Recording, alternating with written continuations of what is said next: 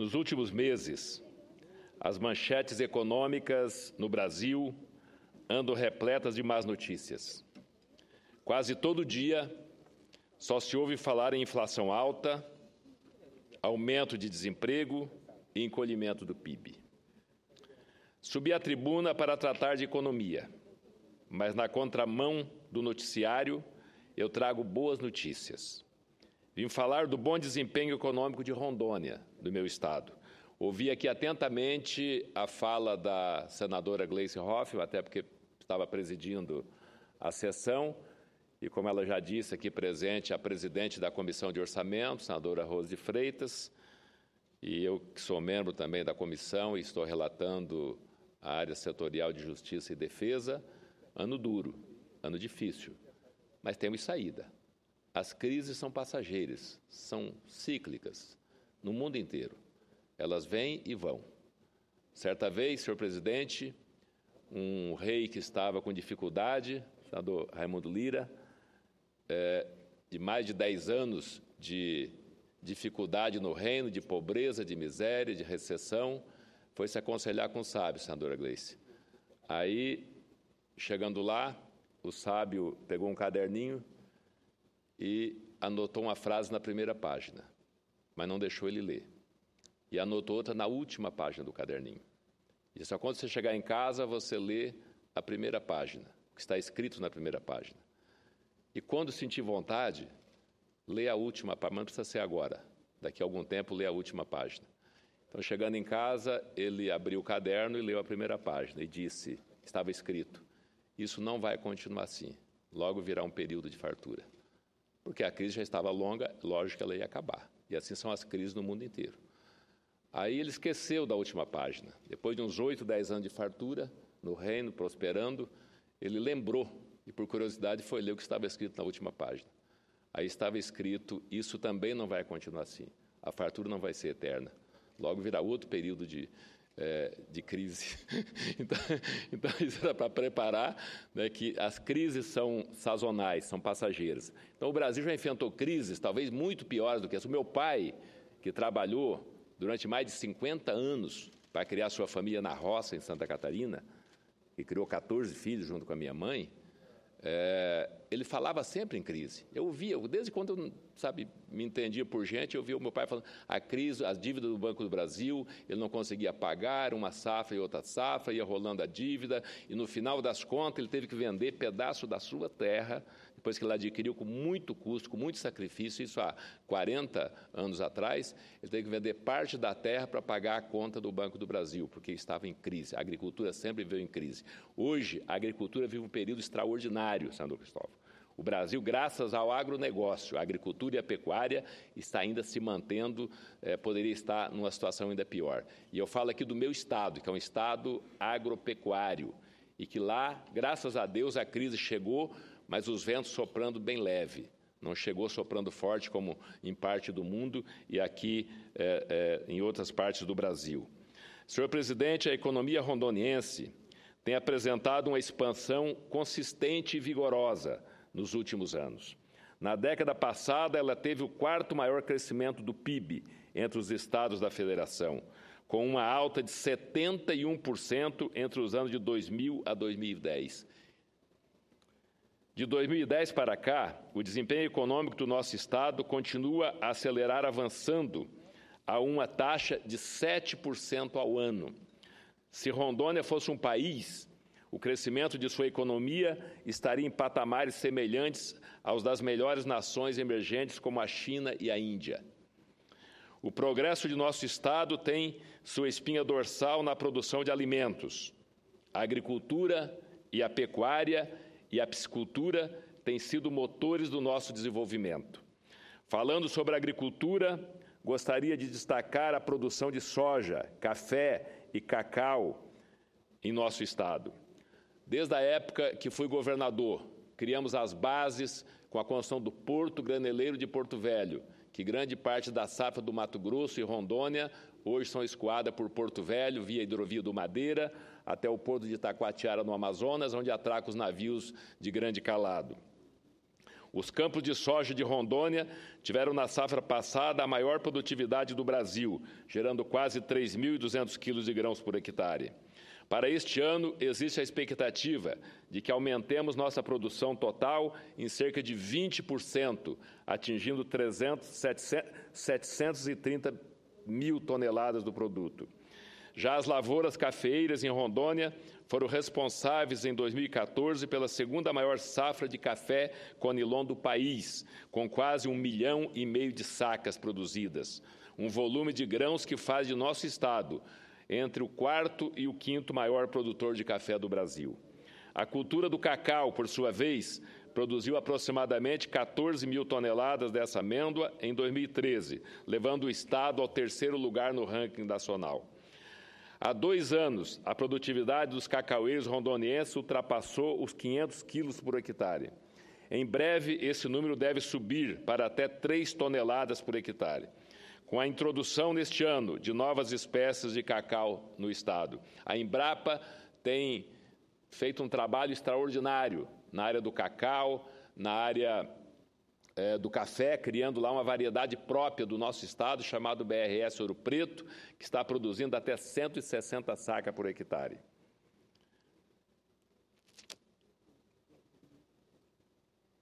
Em breve, esse número deve subir, com a introdução deste ano de novas espécies de cacau no estado. A produção é que vai para 3 mil toneladas.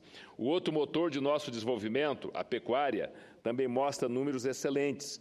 Perto de 13 milhões de cabeças de gado pastam no estado de Rondônia e com a preservação ambiental devidamente controlada. Concedo. Vossa Excelência, gostaria de uma parte? Concedo uma parte, Vossa Excelência. Muito prazer. Agora mesmo. Muito prazer. Senador, interrompendo um pouco a parte sobre Rondônia, eu quero tocar na parte que o senhor falou sobre o Brasil sempre viveu crises. E é verdade. Eu já cheguei numa idade de poder dizer que lembro de 64. Há uma diferença, senador Raupp, desta crise para as outras. É possível que cada uma alguém dizia o mesmo. Mas veja bem, senador Romano, nas crises anteriores havia alternativa, esperanças diferentes. Eu hoje não estou sentindo isso. O debate nos momentos de crise era entre posições alternativas, senador Raimundo. Em 64, de um lado estavam os que acreditavam na saída pelos militares, aqueles que acreditavam na saída pela Revolução Socialista. Em 85, os que acreditavam que o governo militar tinha que continuar dando ordem, os que acreditavam que a democracia ia carregar o Brasil para um futuro melhor. Nesse momento, o debate não está entre alternativas. Tanto é que, naqueles momentos, os governadores eles tinham voz muito forte, cada um. Sempre os governadores no Brasil foram elementos fundamentais, desde a Constituição mesmo da República. Hoje, os governadores são nada, que me desculpem eles, que eu falo com eles e ligo para cobrar deles posições. Eles estão envolvidos nas suas crises financeiras, sem uma voz em relação ao Brasil inteiro. Qual governador se destaca hoje com a proposta de para onde levar o Brasil? Não temos. E nós aqui também não estamos fazendo isso. E quando eu digo nós todos. Nós estamos num momento sem propostas alternativas de Brasil. Tanto é que o nosso debate é o orçamento, é o ano de 2016. Ninguém está falando em 2026, 36, 46. Estamos sem propostas, sem lideranças concretas. Nós estamos sem governadores que falem. A crise é outra, diferente da anterior. E a divisão do país, apesar dos avanços sociais que conseguimos, parece que o apartheid social é mais forte. As cidades são verdadeiras monstrópoles e não metrópoles mais no Brasil. Então, essa crise, ela exige mais da gente do que as anteriores exigiram dos líderes daquele momento. Mas eu lamento dizer que a sensação que eu tenho é que nós, os líderes, somos um deles, deveria ser. Nós não estamos dando um encaminhamento para que as pessoas saibam, eu vou ficar desse lado ou vou ficar desse. Aí o Brasil se divide em quê? Os que são do Fla e os que são do Flamengo e Fluminense, o PT ou o PSDB. Os que querem que a Dilma saia antes de concluir o mandato dela, e acham que isso é a solução, e os que acham que o governo Dilma continuar, mesmo como está aí, é a solução. Nenhum dos dois está trazendo a solução. E a gente não está conseguindo apresentar, não é nem dar um rumo, apresentar. Por isso essa crise, a meu ver, é mais grave do que acho que o seu pai, como o senhor disse, falava da crise decorrente dos financiamentos da agricultura pelo Banco do Brasil. A agricultura está indo bem. E tem diversos setores do Brasil indo bem, mas a nação como um todo, a meu ver, ela não está indo bem nesses anos que nós estamos vivendo agora. Não está indo. Obrigado, nobre senador Cristóvão Buarque. O Brasil é a 7ª potência do mundo. O Brasil é a 7ª economia do mundo. Eu não acredito que a 7ª economia do mundo vai quebrar. A 7ª economia do mundo, entre quase 200 países, ela terá capacidade de se erguer, de se reerguer. Eu acredito muito nisso. Agora que o Estado está pesado, tá. Eu falo o Estado, a nação. A nação está pesada. A nação precisa ser tornada mais leve. Precisa fazer cortes, precisa fazer enxugamentos. E realmente o governo ainda não fez. Acho que ele deveria ter feito isso. Eu sou da base do governo, mas de vez em quando também tenho o direito, quero ter o direito de criticar. Quando for oportuno, senador, eu gostaria de uma parte. Quando for oportuno, Vossa Excelência. Senador Raimundo Lira. Há quanto tempo, mesmo antes da crise, senador Cristóvão, muito antes da crise, há uns 4, 5 anos atrás, eu já vinha cobrando a redução da quantidade de ministérios, do enxugamento da máquina pública. São 39 ministérios hoje no Brasil, e eu fiz uma pesquisa mundo afora, eu pedi para a minha assessoria fazer uma pesquisa. A Alemanha são 14, se não me falha a memória, são 14 ministérios. É a 2ª ou a 3ª potência mundial, a Alemanha. Eu acho que a Inglaterra são 16 ou 17, é outra potência mundial. O Japão não é muito diferente disso. As grandes potências mundiais não têm a quantidade de ministérios que tem o Brasil. Talvez também nem a quantidade de partido, porque eu sou um crítico ferrenho dessa quantidade exagerada de partidos. A nossa democracia não vai suportar um país com 50, 60 partidos daqui a pouco. Quem tem um partido quer 2. Tem gente que tem um partido e está criando outro, quer 2 partidos. Uma pessoa quer 2 partidos. Quando um partido, como no caso do meu partido, o PMDB, que tem mais de 2.400.000 filiados, que é o maior partido do Brasil, com número de prefeitos, vereadores, governadores, deputados federais, estaduais, senadores, quer dizer, é um partido para o Brasil. Agora, tem gente que quer 2, 3 partidos, porque o partido virou um negócio. Quer dizer, hoje tem 32 partidos em atividade, mas tem mais 27 na fila. Depois vão para 50, 60, aí tem que ter 39 ministérios, porque um partido que tem 10 deputados quer 2 ministérios, quer 1 ou 2 ministérios. Quer dizer, nós não vamos suportar isso. Agora, o governo precisa urgentemente diminuir o tamanho da máquina. Ainda tem coisa para se desfazer. O Brasil não tem muita coisa que o Brasil pode se desfazer, inclusive arrecadando, para poder cobrir, nesse momento de dificuldade, esse buraco do orçamento. Mas o Brasil é lento, o governo é lento até para fazer isso. Eu estava lendo hoje uma reportagem de uma economista, não lembro o nome dela agora, acho que Helena Landau, que foi presidente do BNDES, do governo Fernando Henrique, e ela dizendo que o que salvou o governo Fernando Henrique naquela época foi a venda das telecomunicações e outras áreas do governo que fez caixa, senão teria dificuldade. E olha que terminou o governo com apenas 28 bilhões de superávit, de reservas. 28 bilhões de reservas. O Brasil hoje tem 370 bilhões de reservas e está nessa dificuldade. É claro que não devemos queimar nossas reservas, mas temos que diminuir o tamanho do Estado para poder colocar a despesa dentro da receita. O que é que o país precisa fazer? Colocar a despesa dele dentro da receita. Se nós não temos receita para bancar uma despesa desse tamanho, vamos enxugar a máquina, vamos enxugar o tamanho do Estado. Isso eu defendo, a redução de ministério, defendo o corte do que for preciso para poder ajustar e colocar realmente a despesa dentro da receita. Mas voltando ao meu pronunciamento, em 2013, senhor presidente, o Estado possuía o 7º maior rebanho do Brasil E no ano passado, as exportações de carne totalizaram 600 milhões de dólares. A piscicultura também se destaca na economia rondoniense. Em 2013, ocupávamos o primeiro lugar na produção de tambaqui, com pouco menos de 19 mil toneladas.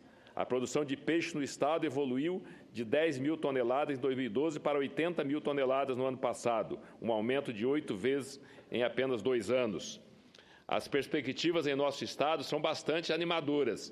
Espera-se que a produção de peixes atinja 200 mil toneladas nos próximos 4 anos.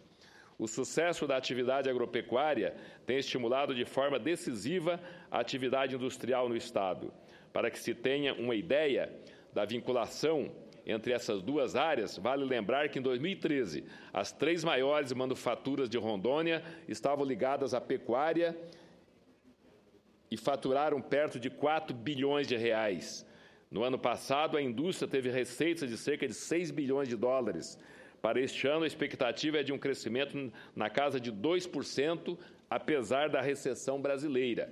O crescimento de Rondônia também tem decorrido de práticas acertadas do governo estadual, como a decisão de estimular a recuperação de terras degradadas com vistas à produção de alimentos. Isso trouxe um duplo benefício: incentivou a indústria de calcário, utilizado na correção do solo, a implantar 6 novas usinas e criou condições para ampliar a oferta de alimentos sem necessidade de aumentar a área de desmatamento. Embora a produção alimentícia seja preponderante em Rondônia, a mineração é uma fonte de receita com grande potencial para o estado. No ano passado, produzimos 10 mil toneladas de cassiterita, que adicionaram 21 milhões de dólares à nossa economia. E também a floresta plantada vem crescendo, o reflorestamento e a floresta plantada vem crescendo no estado de Rondônia. Senhor presidente, as boas notícias não param por aí. Graças ao seu desempenho econômico, Rondônia foi o estado brasileiro que apresentou a maior queda de endividamento público no primeiro semestre deste ano. Além disso, os indicadores sociais de Rondônia vêm acompanhando suas melhorias econômicas. O índice de Gini do estado, que mede a desigualdade social, é o 3º melhor do país. O nosso índice é o 3º melhor do país. O déficit habitacional é o 5º menor do Brasil e a renda per capita rondonense é a maior entre os estados do Norte e do Nordeste. Mesmo com dificuldades relacionadas à logística e ao alto custo da energia elétrica, nosso estado tem mostrado que é possível crescer em um cenário adverso como o que vem apresentando o Brasil. O povo rondoniense vem demonstrando que, com trabalho, inteligência, perseverança, é possível vencer a crise. Nobre senador Raimundo, gostaria de uma parte? Concedo uma parte, com prazer a Vossa Excelência. Senador Waldir Halper, nós latinos somos muito criticados pelos setores acadêmicos, os estudiosos em economia do mundo desenvolvido, pelo fato de que nós não temos a cultura, o hábito de construir o país para o futuro. Nós não temos a cultura de fazer o planejamento de longo prazo, com o começo, meio e fim. Vossa Excelência está mostrando ao Brasil dados excelentes em relação à economia do seu estado, Rondônia, porque todos nós aqui do Senado Federal temos conhecimento e sabemos que Vossa Excelência foi um governador que plantou as bases econômicas do seu estado para o futuro. E hoje o estado está colhendo os seus resultados positivos. Nós tivemos no Brasil um presidente que fez isso, que foi o Juscelino Kubitschek. Ele acreditava no país, acreditava no potencial que o país tinha e tomou todas as providências que naquele momento lhe eram possíveis dentro do sistema democrático e dentro dos recursos disponíveis e vivenciando também crises financeiras do país. mas sonhou com o Brasil do futuro. Nós não temos feito isso. Vejo que, rememorando um pouco a nossa história recente, em 1988, eu cheguei aqui, em 87, como constituinte, né? E nós temos o grande privilégio histórico de construir uma nação para o futuro através da construção de uma Constituição que ela fosse voltada, sobretudo, para o crescimento econômico, o crescimento social e, sobretudo, o desenvolvimento econômico e social. Por quê? Muitas vezes nós fazemos o discurso que estamos defendendo o interesse do trabalhador brasileiro, mas estamos tomando uma medida macroeconômica que prejudica o crescimento e que muitas vezes consolidam de uma forma permanente o subdesenvolvimento. Então, nós estamos dando com a mão pequena ao trabalhador e tomando com a mão grande, porque nós estamos preparando a estabilidade e o crescimento do futuro dos nossos trabalhadores e da nossa população em geral. Então, naquele momento que nós estávamos aqui na Constituinte, nós tínhamos exatamente um caso semelhante na Europa, que foi a Revolução dos Cravos, a Revolução Portuguesa, que tirou o país de uma ditadura de mais de 40 anos, com a alegria, a vontade do povo português de viver numa democracia, e era uma alegria tão grande que ela foi denominada a Revolução dos Cravos, porque o povo na rua levava um cravo para entregar aos militares naquele momento, que estava libertando o país de uma ditadura. Eles fizeram a Constituição, e 11 anos depois chegou a vez de nós fazermos a nossa Constituição. E em vez da gente corrigir os erros que os portugueses, no seu entusiasmo, no seu patriotismo, em vez de nós corrigirmos os erros que eles cometeram naquela Constituição, nós fomos pelo mesmo caminho. Então, se Portugal fez uma Constituição, aprovou uma Constituição, e 11 anos depois o país estava numa profunda recessão, numa profunda crise social. Eu passei em Portugal e vi as pessoas dormindo debaixo dos viadutos, nas calçadas, como se fosse um país do terceiro ou do quarto mundo. Mas nós também fizemos a nossa Constituição com o mesmo calor, com a mesma emoção, pensando que nós iríamos resolver os problemas do país de uma forma imediata e no curto prazo. Cometemos tantos erros que a nossa Constituição, com 25 anos, 26 anos, ela já foi objeto de 89 emendas constitucionais. Essas emendas são boas, elas vieram corrigir, mas poderíamos ter feito essa correção no passado para que o país não tivesse uma transição tão longa no seu período de estabilidade. Na década de 90, nós tivemos o Plano Real, que foi a decisão econômica mais importante que nós tivemos nos últimos anos. Mas para contrapor os resultados positivos do Plano Real, que foi conter uma inflação que assolava todos os brasileiros, que inviabilizava o funcionamento das empresas brasileiras no longo prazo. Para contrapor isso, nós cometemos um erro político injustificável, que foi também na década de 90, imitando outros países latinos, implantamos a reeleição para presidente, governador e prefeitos. Essa reeleição fez com que as eleições de prefeito, do governador e presidente da República do nosso país se tornassem possivelmente as mais caras do mundo.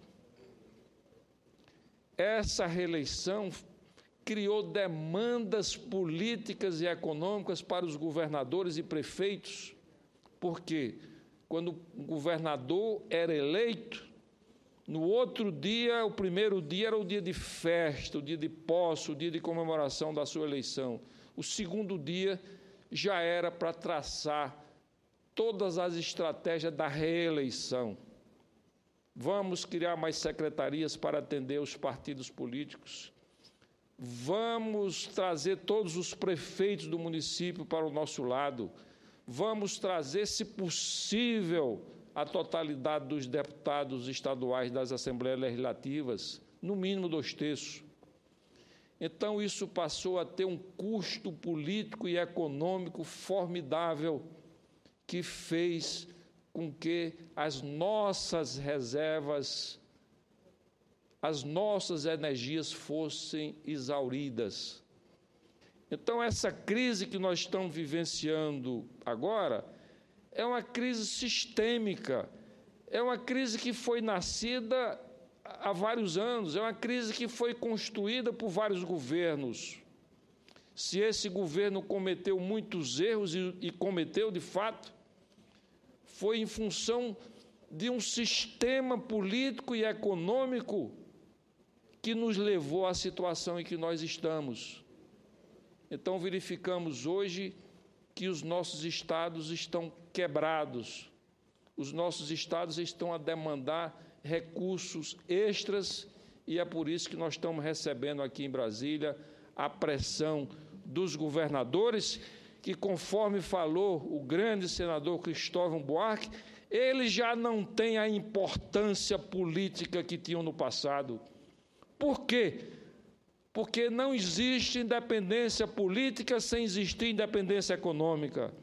Se o Estado não tem independência econômica, ele não tem independência política.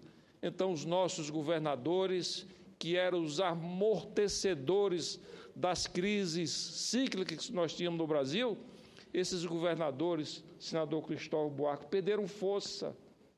Eles, a exemplo dos prefeitos, sempre viveram nos últimos anos aqui com pires na mão, atrás de algum recurso extra no governo federal e pressionando o Congresso Nacional para novas dotações. Por quê? Porque tudo isso foi o resultado de erros políticos e econômicos do passado recente da nossa história. Então, vamos ver se dessa crise agora o Brasil acorda, para que possamos criar um planejamento, uma estruturação para o futuro, dar estabilidade ao povo brasileiro, dar estabilidade, um cenário de longo prazo para os nossos empreendedores, um cenário de longo prazo para aquele capital estrangeiro bom que investe no nosso país, possa ter a confiança e a segurança que está fazendo um bom investimento no país. Então, não vamos somente ajudar a resolver essa crise momentânea, mas vamos pensar no Brasil do futuro. E nós temos um grande pensador nesse país, que é o ex-ministro Reis Veloso, que sempre faz os seus seminários pensando no Brasil do futuro e não tem a repercussão que deveria ter, senador Cristóvão Buarque. Vossa Excelência foi lá e, portanto, confirma a importância do trabalho do ex-ministro Reis Veloso, que me parece que já tem mais de 80 anos, mas é como se ele fosse viver eternamente pensando no futuro do nosso país. Então, senador Raupp, eu quero me congratular com o que Vossa Excelência plantou no estado de Rondônia. Obrigado a Vossa Excelência. Peço apenas mais um minuto para concluir. E eu não sei se peço para incorporar a parte ao meu pronunciamento ou se a mesa vai colocar como um grande pronunciamento. Vossa Excelência fez uma explanação muito inteligente, muito balizada, né, pelo conhecimento que Vossa Excelência tem da política e da economia brasileira. Obrigado, senador Raimundo Lira. A senadora Gleice falou aqui na questão dos juros, e eu já tenho cobrado algumas vezes na tribuna do Senado, nos últimos tempos, essa questão dos juros. Nós não temos mais o nosso querido Zé Alencar para cobrar. Alguém tem que cobrar. Senador Cristóvão, não é possível. Isso não está correto. Nós tivemos até pouco tempo um juro de 7%. E já foi dito aqui que a cada 1% significa 15 bilhões de reais ao ano. 15 bilhões de reais ao ano. Então, se no próximo ano a equipe econômica, o Banco Central e o Ministério da Fazenda ajustasse esse juro para 10%, não precisa voltar a 7% como era, não, a 10%, daria uma economia de mais de 60 bilhões de reais, o dobro do que veio faltando no orçamento. Então, não é possível. Como é que uma economia fraca, como está agora, certo, decrescendo a mais de 2%, com taxa negativa de mais de 2%, pode ter um juro de 14,15%. 14,15%, esse juro está estratosférico. Quer dizer, as empresas que mais estão lucrando nesse momento são os bancos. Os bancos estão lucrando, o Bradesco e o Itaú deverão lucrar em torno de 20 bilhões de reais cada um esse ano. Qual a empresa brasileira que se aproxima disso? Nenhuma, nem perto. A maioria vão fechar no vermelho e os bancos vão fechar com o maior lucro da sua história. Alguma coisa está errado nisso. Nós precisamos baixar esses juros até para o Brasil pagar menos dívida, pagar menos serviço da dívida. Então, fica aqui esse apelo, senhor presidente. Obrigado pela tolerância. Muito obrigado.